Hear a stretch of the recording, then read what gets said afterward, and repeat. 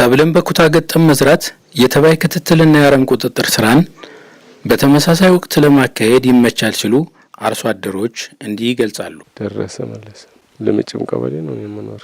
ምን ተርሻ ድግግመሽ ሁኔታ ያው በግብርና ክትትል ግብጦ ተሰጠ። በግብጦ የተነሳ ያንን ገልብጦ ያው ዘራ ያው የኩታ ገጠም የሚባል ስንዴ ዘር ምናምን እንደዘራ እና አሁን ስንየው ግን እንግዲህ ታምነው ይሻላል ብለን እንደምንየው ከዘለውም ተበቃ ግባት አቅርቦት ደህና ነው፣ ሸጋ ነው። ዘንድሮ እንደም በጣም ሰው አልተጓጎለም። በቃ የፈለገውን አግኝቷል። እስካሁን ድረስ ራሱ ተርፎት ከመሸጥ ውጭ እንደው አትርፎት ተማስቀመጥ ውጭ በጣም ይያንሱኝ ይቀርብኝ የሚል አርሶ አደር አይኖርም። ዘሩ ጥሩ ነው። በቃ ያው አዲስ ዘር የተጠቀመም አለ፣ ያው ያምና ዘርም የተጠቀመ አለ። ሸጋ ነው። ያው አርሶ አደሩ ጠንካራ የሚያሰኘው መሬቱና እሱ ያጠቃቀም ሁኔታ ነው። የመሬቱ አጠቃቀም ሁኔታ ነው እንጂ አሁን ዞሮ ዞሮ መሬቱ አሁን 15 የሚወጣው መሬት ማናቸውም አንድ ሰው ደግሞ 8 ምን ያወጣለት ይችላል። ያ የሰውየው ሂደት ነው እና አሁን እንግዲህ 13 የሚወጣዋል 12 የሚወጣዋል ተገመድ ያ የሰውየው አርሶ አደሩ ጉዳይ ነው።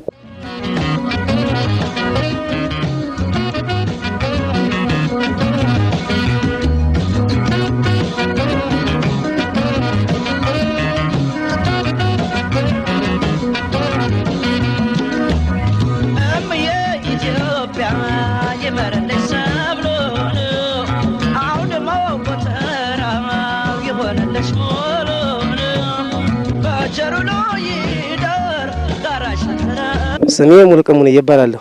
የስንዴ ዘር አጠቃቅሙ አዘራሩም ኖራም አብዛኛ በዛን ተጠቅመናል። ባለው ነገርም ጥሩ እስካሁን ባለው አበቃቁሉም ምንም ደህና ነው። ይው ብቻ ውጤቱን እንግዲህ ካምነው ዘንድሮ ይበልጣል ብለን እናስባለን። አረሙ መቼም እየተረጨ ነው እንጂ የሚያረም ሰው በአሁኑ ሰዓት የለም። ይው ደግሞ የምቹ ምናምን እየተረጨ ነው። ሁለት ጊዜ የሚረጭ አለ፣ 3 ጊዜኛ ደግሞ የሚደገም አለ። የውሳውሎ ሲታይ እንደምታዩት አሪፍና አሪፍ ነው። አቋቋሙም ሁኔታው ደህና ነው። ይዋ መነጋገር ነው። አሁን እዚህ አካባቢ ያለ ሰው እዚህ ካለ የኔ እዚህ ከሆነ ሁላችንም አንድ ቀን መርጨት በአንድ እዚህ አንድ አካባቢ ያለ ሰው የእንትኑንም ያረሙንም የምቹንም በቃ ሁሉም እየተቆጣጠረ እየረጨ ነው። እስካሁን ባለው ይው አንደኛ ተረጨው፣ ሁለተኛ ተረጨዋል፣ አሁን ሶስተኛ እየጠበቀ ነው ሰው።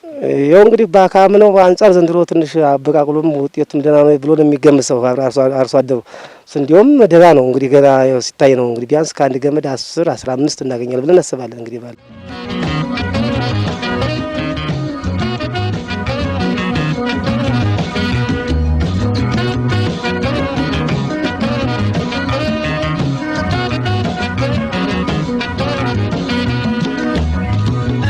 ባሶ ሊበን ወረዳ ግብርና ልማት ጽሕፈት ቤት ኃላፊ አቶ ስሜና ሞኜ በልምጭም ቀበሌ ድንጅም ክላስተር ተገኝተው እንደተናገሩት እንደ ወረዳ 51360 ሄክታር በሰብል የሚሸፈን ሲሆን ከዚህ ውስጥ 18500 ሄክታር በስንዴ ሰብል እየተሸፈነ ነው ብለዋል። ስሜና ሞኜ ይባላለሁ። የባሶ ሊበን ወረዳ ግብርና ልማት ጽሕፈት ቤት ኃላፊ ነኝ። ኦኬ፣ ይሄ አሁን ያለንበት ልምጭም ቀበሌ ድንጅም ክላስተር የሚባለው አካባቢ ነው። ኦልሞስት ወደ 500 ሄክታር በላይ የማሳ ይሸፍናል። አንድ ሰፊ ክላስተር ከምንለው ክላስተራችን ውስጥ አንዱ ይሄ ነው። የምታስታውሱ ከሆነ የአንድ ቀን ዘር ያካርንበት ቦታ ይሄ ነው። የግብሬ ባል ያካርንበት ቦታ ነው። እንግዲህ እንደ ወረዳችን አጠቃላይ ወደ 51360 ሄክታር መሬት አጠቃላይ ያለን። ከዚህ ውስጥ በአጠቃላይ 22 ቀበሌዎች ናቸው ያሉን የገጠር ቀበሌዎች። ከነዚህ 14ቱ ቀበሌዎች የስንዴ ፖቴንሻል ናቸው። በእነዚህ 14 ቀበሌዎች ላይ ከጅምሩ ስንዴን ወደ 18500 አካባቢ ሄክታር መሬት በስንዴ እንሸፍናለን ብለን የተነሳን። እሱም በምናደርግበት ሰዓት የመጀመሪያውና ዋናው ስራችን የሆነው እንደ ክልልም እንደ ዞንም በተለይም ደግሞ የኛ ወረዳ በተከታታይ ዓመታት ስንዴ አምራች ስለሆነ መሬቱ በአሲዳማነት የተጠቃ ነው። ስለዚህ ምርትና ምርታማነትን እንጨምራለን ብለን ካልነ የአፈር አሲዳማነትን መቀነስ ወይም ደግሞ ማስወገድ መቻል አለብን። እንግዲህ ምርት ከሚያሳድጉ 8 ዋና ዋና ተግባራት ብለን የምንለው አንዱ የአፈር ለምነት ተግባር ስለሆነ ማለት ነው እና ከጅምሮ ዘንድሮ ስንዴ በምንዘራባቸው አካባቢዎችን ብቻም ሳይሆን አጠቃላይ መሬታችንን በምንችለው አቅም የአፈር ለምነት ስራ መስራት መቻል አለብን ብለን 1037 ሄክታር መሬት በኖራ አክመናል። ለዚህ የሚሆን 20750 ኩንታል ኖራ አጠቃላይ በ5 ቀበሌዎች ያካርንበት ሁኔታ ነው ያለ። ወደ 8 ክላስተር አካባቢ ያካሄደናል ማለት ነው። እሱም ካደረግን በኋላ ኖራ ብቻውን ምርትም ስለማያመጣ በተለይ የአፈር ማዳበሪያ አሁን በፊት የነበረው የኤንፒኤስ ቀርቶ ዳፕ የምንለው ማዳበሪያም ስለተተካ አርሶ አደሩ ላይ ከፍተኛ የሆነ የግንዛቤ ማስጨበጫ ተግባራትን ከፈጸምን በኋላ በዚህ አመት ዳፕ ነው የተጠቀምነው። ስለዚህ ምርትና ምርታማነትን ለመጨመር የአፈር ለምነት ላይ ስራ ከጀመር ነው በኋላ ይህን አካባቢ የምታዩት አካባቢ ጠቅላላ የግብጦ ወይም ደግሞ አረንጓዴ ማዳበሪያ የተዘራበት ሁኔታ ነው ነበር። እሱን ካደረግን በኋላ የተፈጥሮ ማዳበሪያና ቨርሚን ኮምፖስት የሚባል አለ በተሰቦ ትል የሚመረት እሱንም በርካቶች ተጠቅመውበታል እዚህ ላይ። ከዛ ባለፈ ምርጥ ዘር የተጠቀምነው ወደ 1665 ሄክታር ኩንታል ምርጥ ዘር ተጠቅመናል። በስንዴ ብቻ ወደ 50 ኩንታል በጤፍ ተጠቅመናል። ጥቁራማ አፈር አካባቢ በቆሎ ወደ 1375 ኩንታል አካባቢ ተጠቅመናል። እንግዲህ እሱን ካደረግነ በኋላ በቂ የሆነ ማዳበሪያ ነው አርሶ አደሩ እንዲያገኝ ያደረግነው። በዚህ አመት አለምንም ውጣ ውረድ ፍትሃዊ በሆነ መንገድ ማዳበሪያ ያገኘበት ሁኔታ ነው ያለ። እሱን አደረግነ። አብዛኛውን ጊዜ ክላስተሮቻችን የኛ ወደ 8 ክላስተሮች ሰፋፊ ክላስተር ምንላቸው አሉ። አጠቃላይ ክላስተራችን የኮሚኒቲ ክላስተር የስንዴ ኮሚኒቲ ክላስተር 134 ነው። 8ቱ ደግሞ በጣም ሰፋፊ የሆኑ መጠናቸው ከ500 እና ከዛ በላይ ሄክታር ይሆኑ አሉን። በእነዚህ ወደ 4495 ሄክታር አካባቢ የሚሆነው በሰፋፊ ክላስተር የታቀፈ ነው። እሱን አድርገን ወደ ዘር ስንገባ የምታስታውሱ ከሆነ ዝናቡ ዘግይቶ ነበር የገባውና በቆሎ ይዘራ ነበር። የበቆሎም ኮሚኒቲ ስለነበረን በቆሎ ቀርቶ ወደ ስንዴ የተቀየረበት ሁኔታ አለ። ሰው ውጤታማም ስለሆነ ወደ ስንዴ እንዲቀየር በተለይ የዘንድሮ የስንዴ ዋጋ መጨመር ተከትሎ ሰው ወደ ስንዴ እንዲዞር ያደረግንበት እኛም ያገዝንበት አርሶ አደሩን በዛ ልክ ፍላጎቱ የነበረው ስለሆነ እንዳጠቃላይ ወደ 25037 ሄክታር መሬት 18500 አካባቢ ነበር እናለማለን ያለ እንዘራለን ያለ ግን 25037 ሄክታር አካባቢ መሬት በስንዴ የተሸፈነበት ሁኔታ ነው ያለ። እንግዲህ ከባለሙያ ድጋፍ ጋር ተያይዞ እንደምታውቁት ያው የጸጥታ ችግር አለ። የጸጥታ ችግሩን አንጻራዊ ሰላም ያለባቸው አካባቢዎች ላይ በተደጋጋሚ እየሄደ እንዲደግፍ ከግብዓት አቅርቦት ጋር ተያይዞ ያው ግብዓት አንድ ማዕከል ላይ ብቻ ስለሆነ ይቀርብ የነበረ አብዛኛው ባለሙያዎቻችን ግብዓት ስርጭት ላይ ነው ብዙውን ጊዜ የቆዩት። ስለዚህ ያንን አርሶ አደሩንም በቅርበት ስለሚያገኙት በኤስኤምኤስ ወይም ደግሞ የባለሙያዎች ቡድን አለ ሄዶ ይደግፋል። የቀበሌ ባለሙያዎችም ዛሬን ጀምሮ እስከ ዛሬም በቡድን አስወጥተን በየቀበሌው ያስወጣንበት ሁኔታ አለ። እየሄዱ ይደግፋሉ። በተለይ ከዘራ ነው በኋላ ከስንዴ 3 ቅጠል ካወጣ በኋላ አንድ በሽታ አለ ሴፕቶሪያ የሚባል በሽታ። እሱ ላይ ከፍተኛ ክትትል በማድረጋችንና ከአርሶ አደሩ ጋርም ከፍተኛ መግባባት በመፍጠራችን አስቀድመን በሽታው መከሰት ከመጀመሩ በፊት ርጭት ይካሄዳል። እኛ አካባቢ የተለመደው እሱ ነው። ምክንያቱም አሁን ሁሉም ቦታ ላይ መድረስ ስለማትችል አርሶ አደሩም በሽታዎች ወደ 7-8 የሚሆኑ በሽታዎች አሉት እዚህ ስንዴ ላይ እና በአጋጣሚ ሆኖ ደግሞ ለነዛ በሽታዎች ተመሳሳይ የሆነ አንድ መድኃኒት ነው ያለው። ስለዚህ አርሶ አደሩ በየ21 ቀኑ ሲስተሚክ ስለሆነ መድኃኒቱ በየ21 ቀኑ እንዲረጭ እያደረግን እንትን ስላስገነዘብ ነው። በተለይ ከ2013 ላይ የምርት መቀነስ ጋር ተያይዞ በ2014 በዘመቻ እንዲረጭም ያደረግንበት ሁኔታ ስለነበረ አርሶ አደሩ በየ3 ሳምንቱ ይረጫል። እሱን ባለሙያዎች ሄደው አዳዲስ ነገሮችም ሲከሰቱ ሄደው የሰብል ጥበቃ ባለሙያዎችም የቀበሌ ባለሙያዎችም ሄደው ያን በሽታ ለይተው ይመጣሉ። ኬሚካል የምናዝበት ሁኔታ አለ።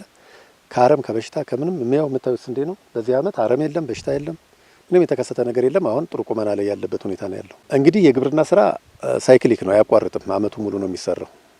ዛሬ ይህንን ጨረስኩ ብለህ የምትለው ነገር የለህም። አሁን እዚህ ደረጃ ደርሷል፣ ፍሬ መሙላት ደረጃ ላይ ደርሷል። ከእንግዲህ በኋላ ያለው ስራችን በተለይ የኛ አካባቢ በክላስተር በአንድ ቀን የምናዘራበትና በክላስተር እንዲሆን የሚፈለግበት በተለይ ከበሽታ ከተባይ ከአረም ቁጥጥር ጋር ተያይዞ ተመሳሳይ እንዲሆን እንደምታየው ተመሳሳይ የሆነ የእድገት ደረጃ ነው ያለው። በአንድ ቀን ከዘራኸው በተመሳሳይ ቀን ከዘራኸው ተመሳሳይ የሆነ እድገት ደረጃ ላይ ስለሚኖረው ለርጭት ጠቀሜታ አለው። ሲደመር በተለይ ደግሞ ሰብልን ለመሰብሰብ የኛ በኮምባይነር ወይም ደግሞ በአጭዶ በሚወቃ ማሽን ስለሆነ አጠቃላይ የሚሰበሰብ በተመሳሳይ ቀን ይደርሳል። ስለዚህ በተመሳሳይ ቀን እንዲደርስ በተመሳሳይ የዘር ወቅት እንዲሆን ያደረግንበት ሁኔታ ስላለ አሁን ዋናው ስራችን ከዚህ በኋላ ያለው ያው በሽታውንም እያለፈውም ስለሆነ ሰብል የመሰብሰቢያ ጊዜ ነው የሚኖረን። ይህንን ሰብል ደግሞ በተገቢው መንገድ በኮምባይነሮች አሉን። በወረዳውም የገዛናቸው ኮምባይነሮች አሉ። ወደ 5 የሚሆኑ ኮምባይነሮች አሉን። የጎዛምን የጊዮንና የሞጣ ዩኒየን እንደዚሁም ደግሞ የዳሞት ዩኒየን ወደ 12 ኮምባይነሮች አካባቢ ያለ በድምሩ ወደ 17 ኮምባይነሮች አሉ። ከዛም የማይበቃን ከሆነ ከኦሮሚያና ከሌሎች ቦታዎች በተለይ ከምዕራብ ጎጃም አካባቢ ስላለሽ እንዲ አካባቢ እነሱንም አምጥተን በአጭር ጊዜ ሰብል ብክነት ሳይከሰት ሰብል እንዲሰበሰብ ነው የምንፈልግ። እየሰራን ያለን እሱ ላይ ነው። ባለፈው አመት ምንም እንትን የምትለው ነገር የለም። ዝም ብለን እንደዚህ ሳምፕሉን ወስደው ሳይሆን በኮምባይነር ተወቅቶ እዚሁ ላይ ሸራ ላይ ተደፍቶ ስንለካ 64 ኩንታል ተገኝቷል። አሁን እየሰራን ያለ ነው የአርሶ አደር የደረሰበት ቦታ ላይ ሌሎችም እንዲደርሱ ነው። እዚህ ብቻ አይደለም፣ በርካቶች ላይ 62 64 ኩንታል የደረሰበት ሁኔታ ነው ያለኝ። አሁን በተለይ አፈር አሲዳማነትን እየቀነስን ከመጣን በኋላ ምርጥ ዘርን እነዚህ ወደ 8 የሚደርሱ የምርት መጨመሪያ ፓራሜትር ምንላቸው አሉ። እነሱን እያሟላ በሄድኩ ቁጥር ምርት እየጨመረ የሚሄድበት ሁኔታ ስላለ በዛ ልክ ነው እየሰራን ያለን። አሁን የቁም ሰብል ግምገማ አድርገናል። የቁም ሰብል ግምገማ ወይም ትንበያችን የሚያሳየው እንደርስበታለን ብለን ያሰብነው 55 ኩንታል ነው በዚህ አመት እንደ ግብ ያስቀምጥ ነው። ግን አሁን የቁም ሰብል ግምገማችን ወደ 56 ኩንታል አካባቢ እና ከዛ በላይ ይገኛል የሚል ነው ትንበያው የሚያሳየን። ስናየው ግን ከዛ በላይ እንደሚገኝ ያሳየናል። ምክንያቱም አሁን ምናልባት ዝናብ እየዘነበ ያለበት ሁኔታ አለ። ያው እንደምታዩት አልፎ አልፎ እየወደቀም ያለበት ሁኔታ አለ። ትናንትናም በረዶ ተወሰነ ቦታ ላይ የጣለበት ሁኔታ አለ። እሱ ከቀረና ምንም የሚያደናቅፈው ነገር ከሌለ በእርግጠኝነት ከ56 ከግባችን በላይ እናገኛለን ብለን እናስባለን በሄክታር ማለት ነው።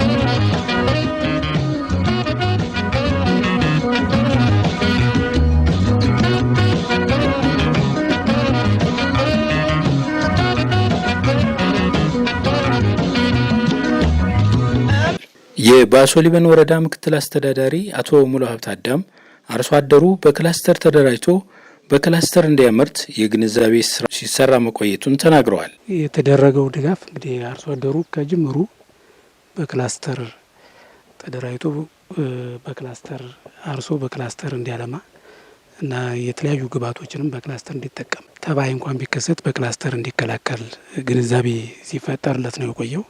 እሱን ተከትሎ በተፈጠነው ግንዛቤ መሰረት ወደ ስራ ተገብቶ እንግዲህ ይሄ ሰብል እዚህ እንዲደርስ ከማዳበሪያ ምርጥ ዘር እና ሌሎች ግብዓት የአፈር ለምነት ሊያሻሽሉ የሚችሉ እንደ ኖራ፣ ግብጦ መሰል የአፈር ማሻሻያ ቴክኖሎጂዎችን ተጠቅሟል ይህ አካባቢና እነዚህ መሰል ግብዓቶች ተደርጎለት አሁን የምናየው ሰብልም እጅግ በጣም ጥሩ በሚባል ደረጃ ላይ ይገኛል የሚል ግምገማ ነው ያለኝ። ዞሮ ዞሮ እነዚህና መሰል ድጋፎችን ተደርጎለት እዚህ እየደረሰ ነው ማለት ነው። በዘር ከተዘራ በኋላ እንግዲህ የአረም እና ተባይ እንዲሁም ደግሞ ሌሎች ከምርትን ሊያሳድጉ የሚችሉ ተጨማሪ ግብዓቶችን ለምሳሌ ዩሪያ ሊሆን ይችላል።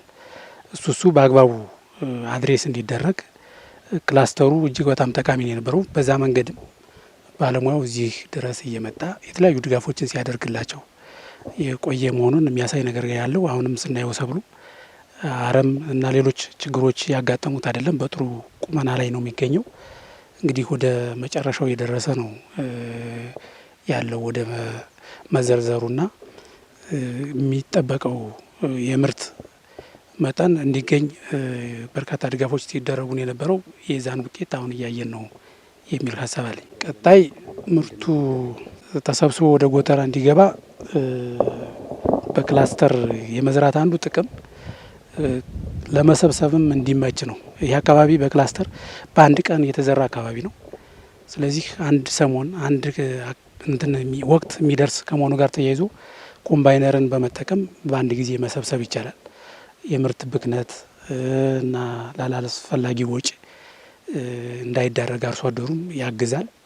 ስለዚህ በቀጣይ እስከ ጎተራ እስኪደርስ ድረስ አሁን ያለው ከተባይ ከምን ጋር ያለው ያላለቀ ስለሆነ ክትትሉ ይቀጥላል። ግን ለአጨዳ ሲደርስ ደግሞ ኮምባይነርን በመጠቀም ሁሉም አርሶ አደር በአንድ በዚህ ክላስተር ያለ አርሶ አደር በአንድ በተመሳሳይ ወቅት ሰብስቦ ወደ ጎተራ ማስገባት የሚችልበት እድል ይፈጠራል። እስከዚያ ድረስ ድጋፍ ለማድረግ ታስቦ እየተሰራ ነው የሚል ሀሳብ አለ።